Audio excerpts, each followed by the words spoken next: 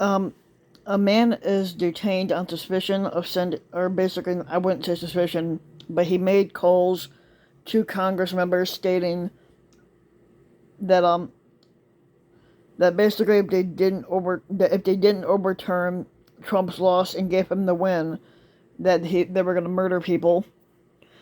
Basically, a man in New Hampshire must remain in custody on the due to the fact that he sent death threats to lawmakers. The guy's name is Ryder Wingar, and basically, he made calls to 6 different legislators in December, telling them to keep Trump in office. If the member of Congress did not, Wenger said that he and the other unpatriotic people would murder them. So basically, he's already detained. Due to the fact of sending these death threats to several members of Congress and their aides in support of former squatter Donald Trump, according to the U.S. Department of Justice. The federal prosecutors basically said that Ryder Wingar, who's 33, called 6 different members of Congress between the dates of December 16th and December 17th of 2020, and he urged them to flip the election or he would kill them, according to a federal complaint and affidavit that was filed by the special agent Sean Wilson of the U.S. Capitol Police. The voicemails were quickly sent to Capitol Police and transcribed.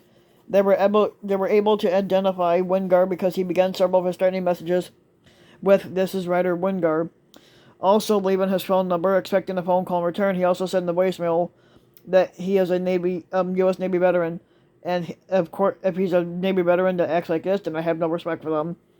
Weingar's transcript changes from voicemail to voicemail with very racial threats, anti-Semitic slurs, and homophobic slurs, but the contents of each are based on the untrue assertion that Trump won the 2020 election, which he didn't, and if members of Congress did not stop the then President-elect Joe Biden from becoming president, that he and others would murder them.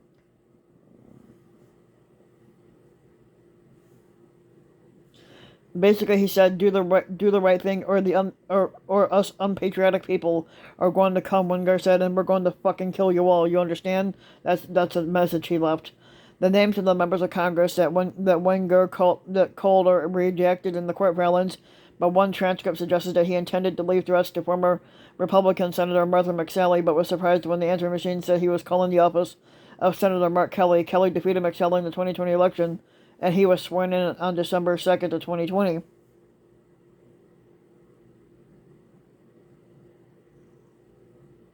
Basically, he said, I'm going to contact Martha, not Mark, or whatever the fuck your answering machine said.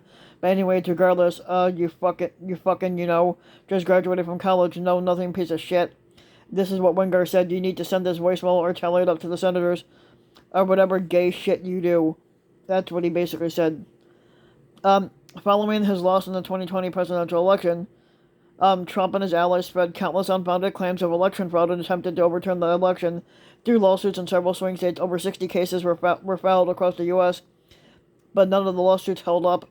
And so basically, it was not successful in flipping the results of a single state, nor did they find any widespread evidence of fraud.